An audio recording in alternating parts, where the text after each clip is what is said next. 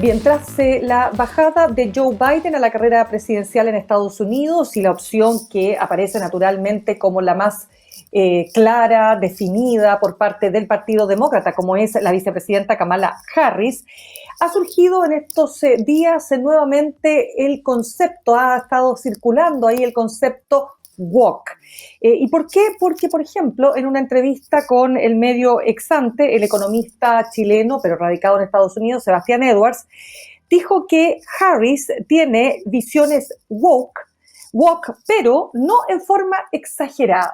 A ver, ¿qué quiere decir este concepto woke? No nos olvidemos que hace algunas semanas, ya un poco más de 2 meses, el, digamos, candidato presidencial o líder del Partido Republicano, José Antonio Kast, decía en un evento en Europa que el presidente Gabriel Boric era woke. Dice, es tan woke que prometió que Chile sería el paraíso progresista y lo terminó convirtiendo, digo, en una pesadilla. Entonces, la palabra woke nos trae nuevamente a colación la conversación respecto de si acaso estamos hablando de un concepto que tiene más externalidades negativas que positivas. Recordemos que el concepto viene desde los orígenes, ¿no es cierto?, a instalar lo que se ha llamado la conciencia social respecto de temas como la discriminación racial o los problemas de la desigualdad. Pero queremos conversar con un experto, queremos hablar de lo que significa exactamente y para eso ya estamos con Luis Martínez, académico de la Escuela de Gobierno de la Universidad Central, para tocar este y otros temas. Luis, ¿qué tal? ¿Cómo estás? Gracias por estar con nosotros esta tarde en Sin Pretexto. Muchas gracias, Mirna, por la invitación. Encantado. Ya, pues partamos entonces. Primero, antes que cualquier cosa, definamos woke. Woke es el pasado de to wake, o to wake up, que es despertar, ¿no es cierto? Es una palabra inglesa, pero que se usa en política. ¿Qué significa llevar a la política la palabra woke? A ver, yo creo que aquí hay un tema, primero, muy interesante, porque tú hacías muy buena introducción a propósito del concepto, del término woke. Por allá por los años 60, cuando hablamos de este principio del concepto que se hacía referencia básicamente a temas raciales, al tema de la lucha contra los problemas raciales o contra las desigualdades, y por tanto tiene desde una perspectiva una connotación positiva en términos de esta lucha justa contra las desigualdades.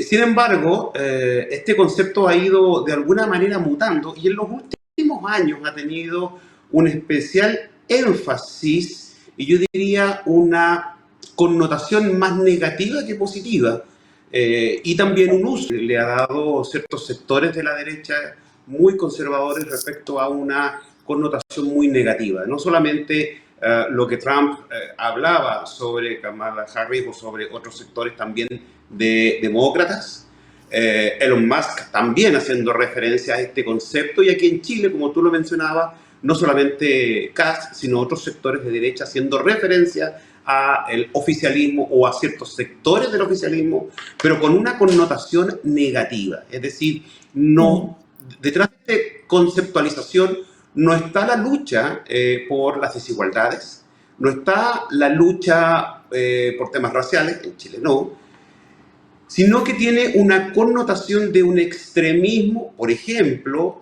han hecho notar el tema del feminismo, el tema de ciertas luchas identitarias que de alguna manera nos colocan en unas personas que están contra y otras que están en favor de determinadas luchas identitarias que pudieran entenderse como muy de nicho. Una de ellas, por ejemplo, es el tema del lenguaje inclusivo, el tema del aborto, el tema... Entonces, hay temas que, entendiéndose que pueden ser universales, el tema del feminismo no es un tema de nicho. El tema del feminismo es un tema, hoy día, universal. El tema de las luchas raciales no es un tema de nicho, es un tema universal. Por tanto, desde el año 60 hasta hoy día, hay ciertos temas que están siendo superados, no calzan dentro de lo que podría denominarse como woke, sino que son hoy día temas que están asumidos, yo diría, universalmente. Por tanto, cuando se hace una referencia al presidente Boric como woke, yo diría que se está haciendo en una forma despectiva, en una forma de una connotación negativa, y yo diría que para tildar a cierto sector, y particularmente en Chile, para centrarnos aquí, con el lenguaje o la denominación de ciertas luchas identitarias, que también convengamos, no son, por lo menos hasta ahora, universales. Es decir, me atrevo a decir, con el tema del lenguaje inclusivo, donde incluso la RAE ha tomado parte en esto, creo que ahí hay ciertos focos de fricción entre la universalidad o la lucha aún Correcto. de un lenguaje más de nicho. Sí. Luis, vamos a entrar en un punto porque te quiero preguntar partiendo por lo que motiva precisamente el reflotar, ¿no es cierto?, este concepto cuando el académico, pero también economista chileno Sebastián Edwards dice respecto de Kamala Harris, vicepresidenta actual y la más clara candidata, ¿no es cierto?, para enfrentar a Donald Trump, dice Harris tiene visiones woke, dice él, pero no en forma exagerada. ¿Se equivoca Sebastián Edwards? ¿Qué es lo que realmente quiere decir? Si uno tuviera que hacer no sé si llamarlo termómetro, no sé cómo llamarlo, pero una medición, Ujú. probablemente lo que está ¿Ya? diciendo es que dentro de los demócratas tiene una visión más, um, no tan A la extrema, sino izquierda. que un poquito más, claro, un poquito más conservadora. Pero yo creo que ahí es justamente esta calificación que uno hace a priori, en términos quizás de las declaraciones, de las manifestaciones o de asumir posiciones, que es la que ha tenido Kamala Harris en función de determinados temas. ¿Ya? Cuando hablo de temas estoy hablando de justamente estos que algunos apuntan más a nicho y otros no.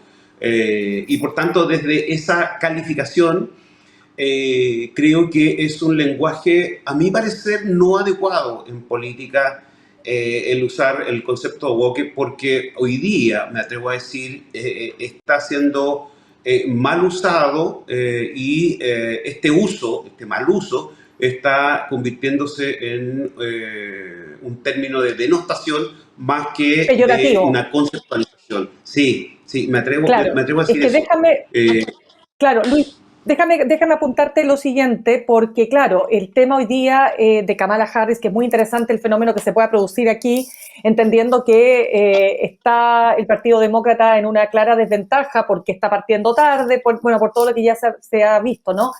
Pero hay un tema muy importante de cuánto ella pueda apelar al mundo de las mujeres, sobre todo porque la campaña de Trump y más aún su vicepresidente, que es extremadamente conservador, su candidato a vicepresidente, apunta, ¿no es cierto?, en contra del aborto, eliminar todo el aborto posible que pueda existir. Ya sabemos lo que pasó con el Tribunal Supremo o el Corte Suprema, ¿no es cierto?, en Estados Unidos.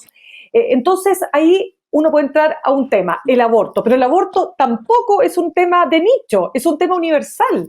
Entonces, de nuevo, ¿dónde calza aquí la palabra woke en el caso de Kamala Harris? Pareciera ser que no calza. Sí, por eso es que creo que el concepto, y que yo también me atrevo a decir que tampoco es universal, esta forma, pero en el mundo político sí.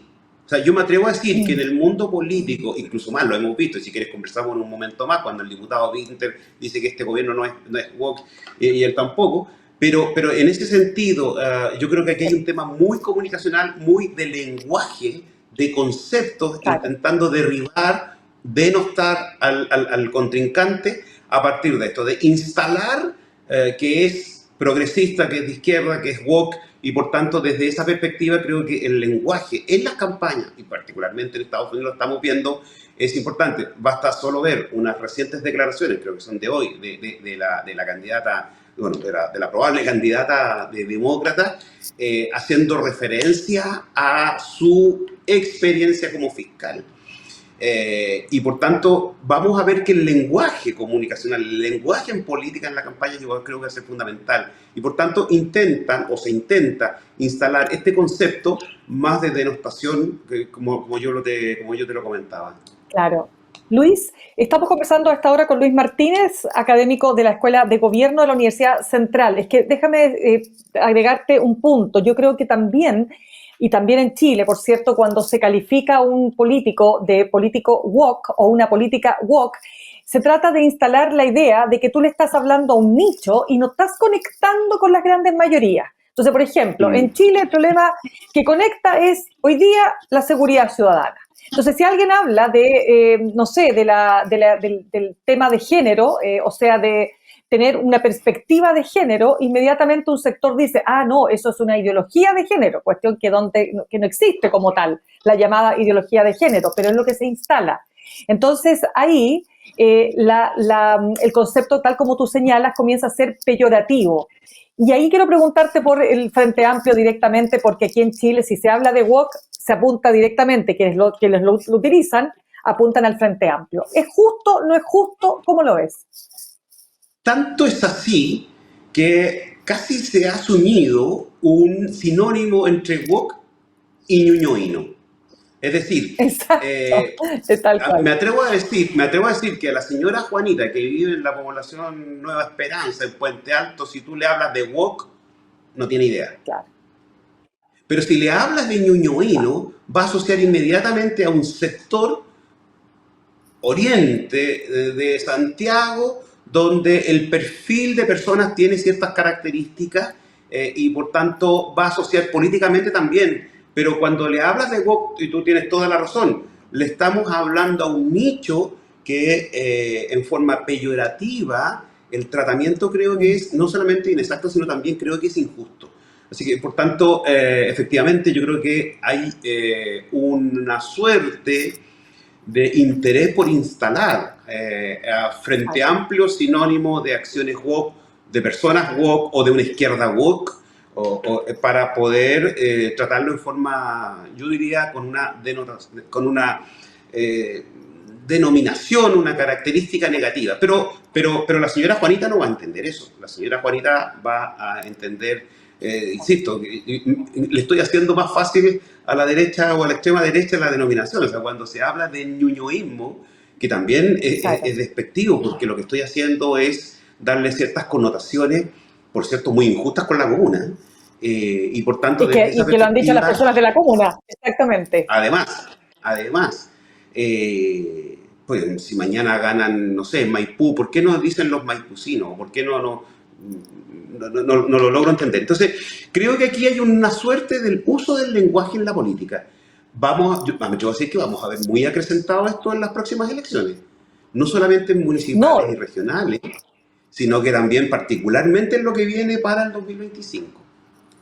Claro, es que mira, volviendo a lo que se señalaba, ¿no es cierto? O sea, lo que decía José Antonio Kast respecto al presidente Gabriel Boric cuando dice, pero tan woke que prometió que Chile sería el paraíso progresista y lo terminó convirtiendo en una pesadilla. Pero si tomamos el concepto woke, la verdad es que bastante lejos de aquello, porque este gobierno, primero que nada, ha tenido que renunciar a gran parte de sus deseos y promesas o anhelos de campaña. ¿No es así? ¿Y qué ha tenido que hacer?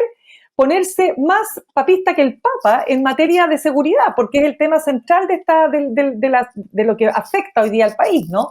Entonces, también desde ese punto de vista uno podría decir que esa calificación no calza con Gabriel Boric. No sé si estás tú en un punto distinto, pero es lo que te podría yo comentar respecto de esas declaraciones de José Antonio Kast. ¿Cómo lo ves tú? No, absolutamente. O sea, no tiene ningún asidero. Por eso te digo, intentan instalar un concepto al oficialismo, al Frente Amplio, al presidente Boric de Vox, que creo que están muy alejados de la realidad. Tú dabas cuenta de ello. Ahora, esto, primero porque tienen minoría, no hay mayorías parlamentarias. Es decir, el programa del gobierno del presidente Boric en todas aquellas cuestiones fundamentales no se ha cumplido. Y probablemente no se va a cumplir. Es decir, ahí juega en contra de mayorías parlamentarias. Muchas de las cuestiones que han logrado, que han sido, me atrevo a decir, el tema de 40 horas, por ejemplo, que no tiene nada de woke, ha sido con consenso importante. Y otras materias, otras leyes que han sacado, que creo que son también importantes, que no tienen nada de woke. Por tanto, Hoy día, coyunturalmente, estamos hablando de seguridad ciudadana, estamos hablando de materias de seguridad, y el cambio en el discurso, que no tiene nada de woke, nada de dicho y nada de progresista, creo que contradice absolutamente las declaraciones no solo de José Antonio Kast, sino también de otros connotados personeros de derecha. Luis Martínez, fíjate que a propósito siempre del mismo tema, Elon Musk decía respecto de su hijo, Javier Musk, que recordemos, Javier Musk es hijo de Elon Musk, fundador de Tesla, de SpaceX, etcétera, bueno, de X, ¿no es cierto? Bueno, ¿qué es lo que ocurre? Él, este joven, a los 18 años, hizo cambio de género, pero además decidió cambiarse el apellido y no tener contacto alguno con su padre biológico. ¿Y qué ha dicho Elon Musk en una entrevista que tuvo con un psicólogo que ha sido muy controversial en Estados Unidos, como es Jordan Peterson? Dijo, está muerto, respecto de su hijo, está muerto, asesinado por el virus woke. Y entró en todo el tema de, por supuesto, los bloqueadores de pubertad, el que lo engañaron. Más allá de esa polémica, aquí hay un tema que es absolutamente ocupado, ¿no es cierto?, que es la llamada ideología de género, la mal llamada ideología de género que plantean sectores, particularmente la ultraderecha. ¿Qué es lo que pretenden instalar desde tu punto de vista, Luis Martínez? A ver, sin duda hay un conservadurismo extremo, no solo político, no solo religioso, sino también, me atrevo a decir, personal y familiar. Y por tanto,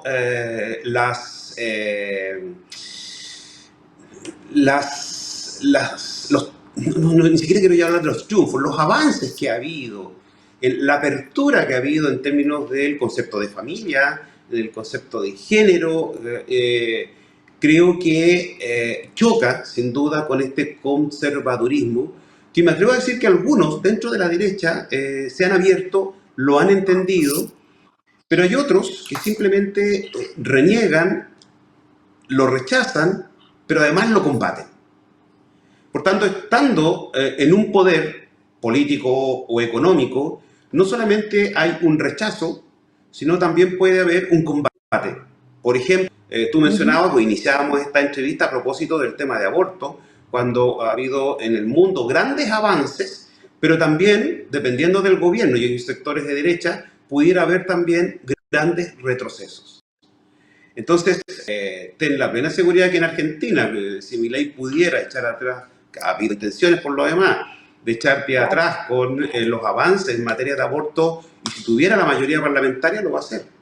Y Trump, si llega a ganar y pudiera hacerlo, también lo va a hacer. Entonces ya no es solo un rechazo ideológico, sino también va a haber un combate, en lo que plantea Elon Musk, que por lo demás, desde la perspectiva personal, familiar, es muy fuerte, es muy doloroso para los que somos padres, para los que podamos tener alguna situación más conservadora en lo familiar, en lo personal, renegar, matar virtualmente. Pero imagínate cómo lo plantea, Hijo, está muerto, asesinado por el virus woke. A un hijo o a una hija por ciertas condiciones, características, opciones. De verdad que para mí yo no puedo describir aquello desde una perspectiva personal. Yo creo que es demasiado fuerte. Pero eso lo puede hacer alguien que tiene una convicción, que no sé si quiero decir que rayan los fanáticos en el absolutismo, pero también, creo que es muy fuerte desde una perspectiva. Y estamos hablando de alguien que tiene un poder económico tremendo. Pero imagínate a alguien que con la misma característica, con la misma convicción, que tenga un poder político y que además tenga mayorías parlamentarias. Creo que eso nos transformaría en un espacio de retrocesos en términos de derechos fundamentales, que creo que puede traer complicaciones. Fíjate que tú lo dijiste súper bien. Exactamente. Estamos conversando con Luis Martínez, académico de la Escuela de Gobierno de la Universidad Central. Tú lo dijiste súper bien. Más allá de lo que se quiera instalar, y particularmente más allá del mismo incluso temor que la ultraderecha tiene respecto del feminismo. El feminismo no es esa feminista radical o esta imagen asociada a la quema de sostenes, que también es parte de una historia, de un contexto. O sea, el feminismo es una cuestión muchísimo más amplia y la verdad es que uno tendría que incluso llegar a decir que ser mujer y no ser feminista parece una contradicción. Pero más allá de esa conversación... Es más allá y más integradora además. Pero absolutamente, porque en esto uno tendría que también señalar que pueden haber incluso feministas de derecha y feministas de izquierda que conviven en torno a una sola gran causa, ¿no es cierto? Que, para ponerlo en términos gruesos, es simplemente lograr que las mujeres puedan tener los mismos derechos y las mismas oportunidades que han tenido históricamente los hombres a lo largo de la historia de la humanidad, poniéndolo súper en grueso. Pero quiero volver al tema porque fíjate, Luis, que me acordé cuando Natalia Pergentili, entonces presidenta del PPD, recordemos que en una entrevista habló de los llamados monos peludos. Y en el fondo lo que estaba haciendo era apuntando precisamente a un sector del Frente Amplio, ese sector que se lo ubica en la comuna de Ñuñoa, pero que está desconectado de la señora Juanita. ¿Algo de eso hay? A ver, yo creo que sí, yo creo que el Frente Amplio tiene que hacer un mea culpa sin duda. Y no, me atrevo a decir de Frente Amplio más que de un sector de Frente Amplio para poder institucionalizarlo, porque si no tendríamos que ir a personas, que probablemente vamos a llegar a alguien. Pero cuando hay declaraciones de la superioridad moral, sin duda, creo que, y luego los hechos nos demuestran que esa superioridad moral no existía o se les vino al suelo, estos mea culpas son necesarios. Y por tanto, creo que la prudencia en las declaraciones, la prudencia en las convicciones, le están pasando la cuenta o le llevan pasando la cuenta al Frente Amplio ya hace un buen tiempo. Y en esa línea creo que lo importante sería identificar o determinar si efectivamente ha habido una madurez política en el Frente Amplio, insisto, lo voy a hablar institucional más que personalmente, si ha existido una madurez política atendiendo justamente a esta reflexión, una reflexión crítica para identificar aquello que Natalia Pergentili señalaba como estos monos peludos, que yo lo grafico de esa forma. Creo que estamos en algo positivo, es decir, la capacidad de una institución, de un partido político, de reflexionar, de identificar aquellos elementos que de alguna manera los pusieron no en favor de la ciudadanía, sino en contra de la ciudadanía, desde la perspectiva de la ciudadanía, por cierto. Si no se ha hecho eso, a mi parecer algo se ha hecho, pero si no se ha hecho, creo que vamos a seguir teniendo, lamentablemente, monos peludos, ¿ya? Y por tanto, desde esa perspectiva, creo que, ojo, y esto no es solo una reflexión para el Frente Amplio, sino para todos los partidos políticos. En la derecha podríamos no hablar de monos peludos, en la derecha podríamos hablar de epítetos quizás mucho más fuertes que no tienen por qué hacerse la UDI. Que la UDI hoy día la gente o parte de la ciudadanía diga que la UDI es un partido de pederasta, sin duda, primero está muy lejos de la realidad, pero es la UDI la que tiene que hacer esta reflexión respecto a sus avances, a sus declaraciones, a sus acciones, a la toma de decisiones. Lo mismo pasa en el Frente Amplio. Yo veo tímidamente tomando decisiones en torno a esto, pero también con limitaciones, porque probablemente con mayorías parlamentarias el fenómeno o el escenario es absolutamente distinto. Hoy día están con minorías parlamentarias y por tanto toda la acción, el avance en materias de políticas públicas que pudieran de alguna manera ser mucho más progresistas están no solo limitadas, probablemente deshechas. O sea, con el actual escenario político parlamentario me atrevo a decir que parte del programa de gobierno, ¿no? Bien progresista, el presidente Boric, no se cumplió. Bien, pues quiero darte las gracias, Luis Martínez, académico de la Escuela de Gobierno de la Universidad Central, por haber estado con nosotros conversando, ¿no?, sobre este tan interesante tema. Bien, muchas gracias y buenas tardes. Gracias, que tengas buena tarde también.